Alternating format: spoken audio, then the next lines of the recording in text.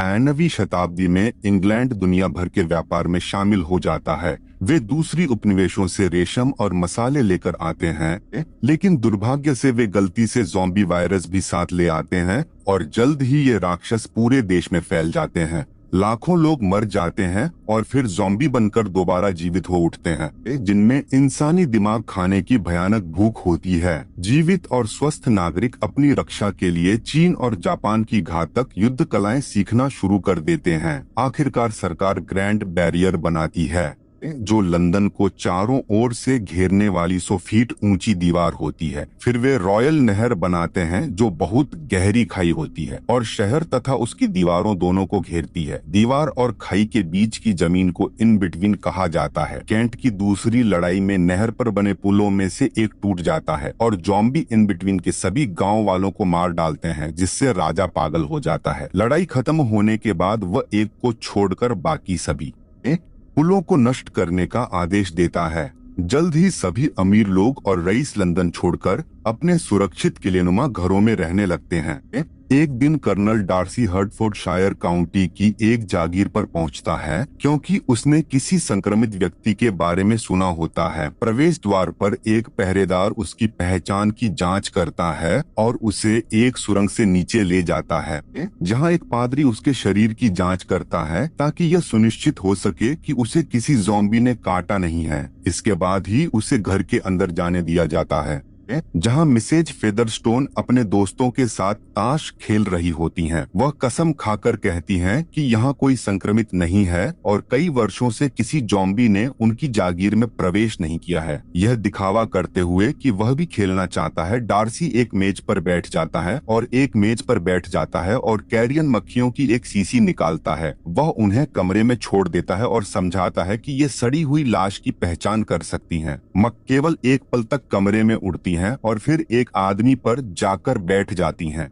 जिसका मतलब होता है कि वह धीरे धीरे ज़ॉम्बी बन रहा है। डार्सी तुरंत अपना गिलास तोड़ता है और उस आदमी के चेहरे में घोंप देता है, फिर अपनी तलवार से उसका सिर धड़ से अलग कर देता है। इसके बाद डार्सी पूछता है कि क्या इस आदमी ने घर में किसी और को संक्रमित किया हो सकता है। फेदरस्टोन इससे इनकार कर देती हैं, इसलिए डार्सी मेहमानों को चौंकाने के लिए ज़ॉम्बी के सिर को लात मारकर दूर फेंक देता है और वहां से निकल जाता है। लेकिन फेदरस्टोन की बेटी झूठ बोलते रहने से इनकार कर देती है और ऊपर जाकर उस संक्रमित आदमी की भतीजी को देखने दौड़ती है। दुर्भाग्य से बहुत देर हो चुकी होती है। वह लड़की पहले ही ज़ॉम्बी बन चुकी होती है और घर के कर्मचारियों पर हमला कर चुकी होती है और अब वह फेदरस्टोन की बेटी पर भी हमला कर देती है।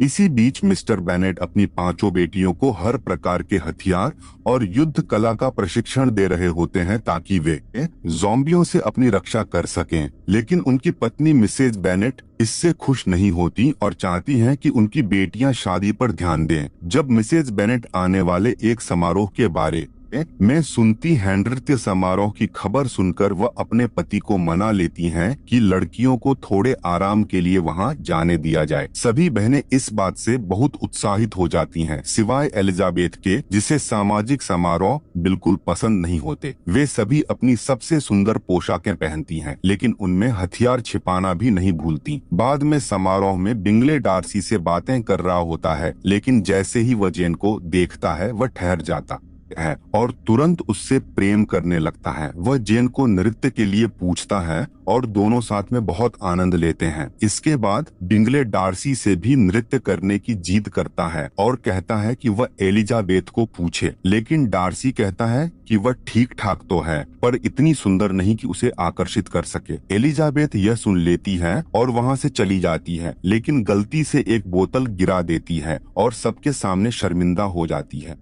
बाहर पहुंचकर एलिजाबेथ रोने लगती है। तभी फेदरस्टोन वहां आ जाती है, जो अब एक ज़ॉम्बी बन चुकी होती है। वह अभी भी बोल सकती है और एलिजाबेथ को कुछ बताना चाहती है, लेकिन उससे पहले ही डार्सी उसके सिर में गोली मार देता है। गोली की आवाज सुनकर कई लोग बाहर आ जाते हैं। उसी समय एक और ज़ॉम्बी दिखाई देता है और पहरेदार हमले की चेतावनी देने के लिए घंटी बजा देते हैं, जहां अधिकांश मेहमान छिपने के लिए भागते हैं। वहीं बेनेट बहनें अपने हथियार निकालकर ज़ॉम्बियों से लड़ना शुरू कर देती हैं। वे बिना किसी दया के लड़ती हैं। अपनी तलवारों के सटीक वार और ताकतवर लातों से हर राक्षस को गिरा देती हैं। एलिजाबेथ को लड़ते हुए देखकर डार्सी उसके प्रति आकर्षित होने लगता है। इसके बाद सभी ज़ॉम्बियों के शव जला दिए जाते हैं। जब बहनें घर लौटती हैं, तब जेन लगातार बिंगले की बातें करती रहती हैं, जबकि एलिजाबेथ डार्सी के घमंड और बुरे व्यवहार की शिकायत करती रहती है। वह अभ्यास करते समय इतनी गुस्से में होती है कि उसके वार और घूंसे पहले से कहीं अधिक खतरनाक हो जाते हैं। अगले दिन जेन को बिंगले के यहाँ चाय पीने का निमंत्रण मिलता है। मिसेज बेनेट उसे बग्घी की जगह घोड़े पर जाने के लिए मजबूर करती हैं, ताकि यदि बारिश हो जाए तो उसे रात वहीं रुकने के लिए कहा जाए। रास्ते में कुछ कुत्ते भागते हुए निकलते हैं, क्योंकि उनके पीछे एक ज़ॉम्बी पड़ा होता है। जेन गोली चलाने के लिए तैयार हो जाती है, लेकिन उसका घोड़ा डर जाता है और उसे गिराकर भाग जाता है।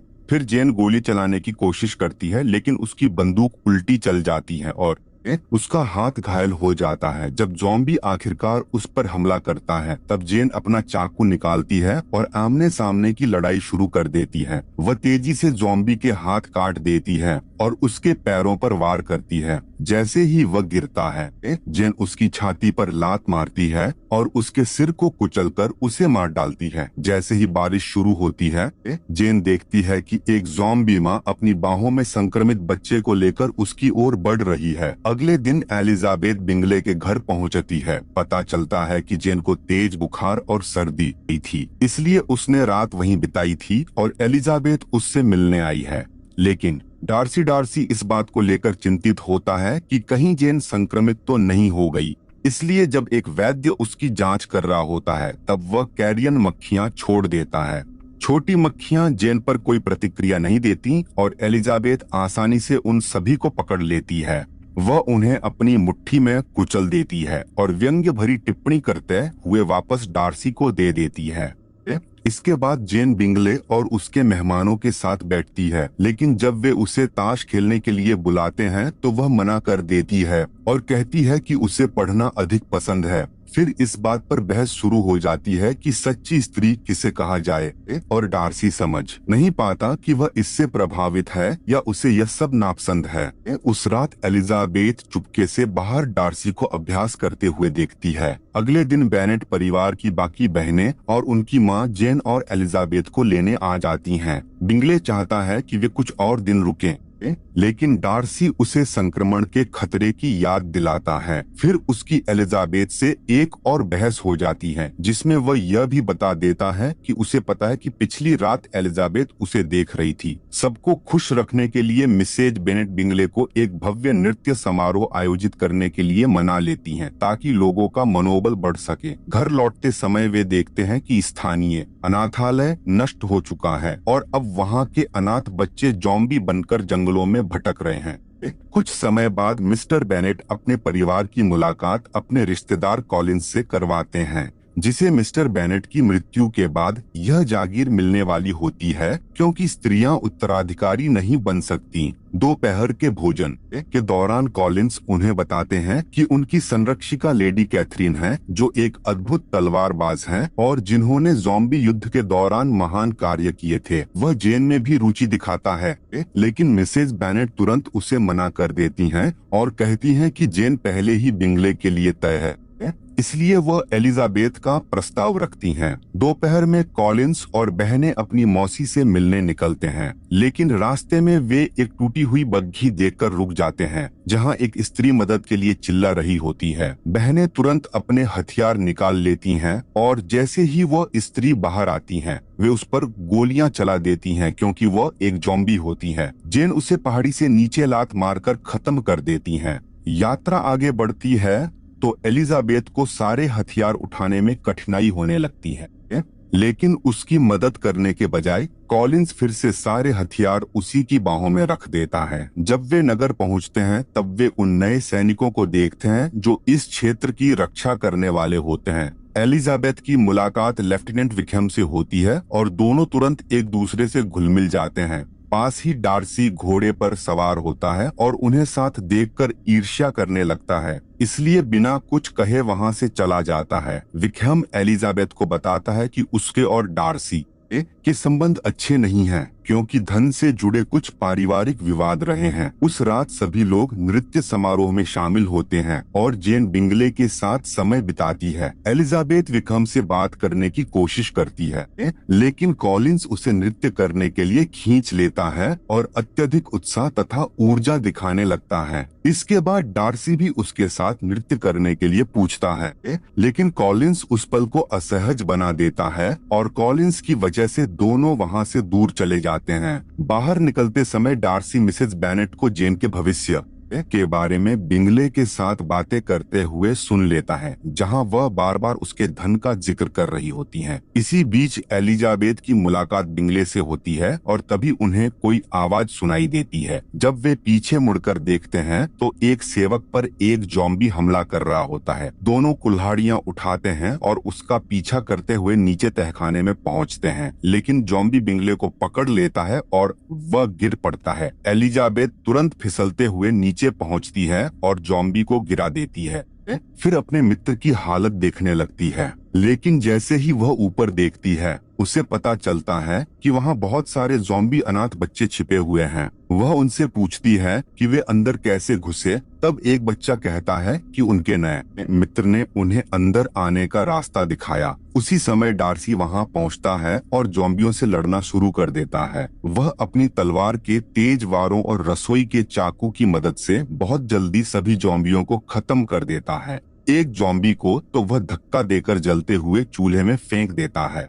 इसके बाद डार्सी पूछता है कि क्या बिंगले को काटा गया है और वह उसे मारने के लिए भी तैयार हो जाता है, लेकिन एलिजाबेथ उसे भरोसा दिलाती है कि बिंगले सिर्फ गिरा था। जाने से पहले एलिजाबेथ उससे कहती है कि वह एक महान योद्धा तो है, लेकिन बहुत बुरा मित्र है। अगले दिन जेन को बिंगले का एक पत्र मिलता है जिसमें लिखा होता है कि उसका परिवार वापस लंदन जा रहा है और अब वह डार्सी की बहन से विवाह का संबंध बनाने वाला है। दोपहर के भोजन के दौरान कॉलिंस एलिजाबेथ को विवाह का प्रस्ताव देता है, लेकिन इसके लिए उसे अपने सारे हथियार छोड़ने होंगे और फिर कभी ज़ॉम्बियों से लड़ाई नहीं करनी होगी। एलिजाबेथ उसे मना कर देती है और अपनी निराशा दूर करने के लिए बाहर जाकर अभ्यास करने लगती है। उसकी माँ इतने महत्वपूर्ण प्रस्ताव को ठुकराने के लिए उसे डांटती हैं, लेकिन उसके पिता उसके निर्णय का सम्मान करते हैं।